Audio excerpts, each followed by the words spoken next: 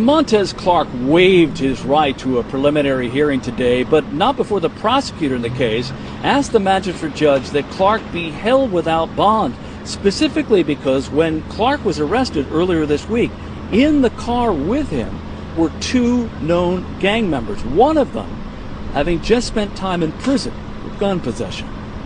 Sergeant Montez Clark faces a charge of fleeing federal officers. In court today, prosecutors made a point to say, when he was finally stopped Monday night along Southern Avenue in Southeast, Clark was in the car with two other men.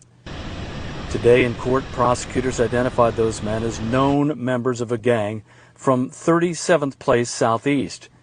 Court documents have identified the two as Russell Campbell, a rapper known as Gizwop, and Sacco Yates, both with criminal records. In fact, Campbell was released from federal prison in the spring and was on supervised release.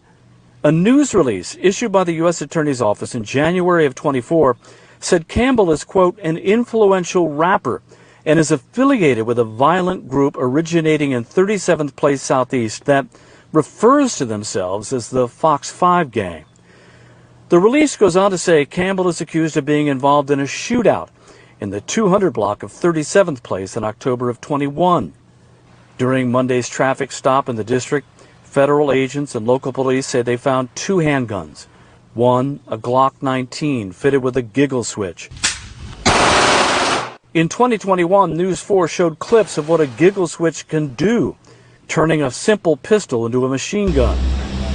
News 4 has learned 3 search warrants filed for all 3 men, including Sergeant Clark, show investigators took DNA samples from the men to see if any of their profiles are on the guns found inside Clark's car. Although Campbell and Yates were initially charged along with Sergeant Clark, those charges were dropped. In court today, Sergeant Clark's attorney said Clark grew up on 37th Place and became a police cadet at 16. He then made sergeant on the force before his 27th birthday. She said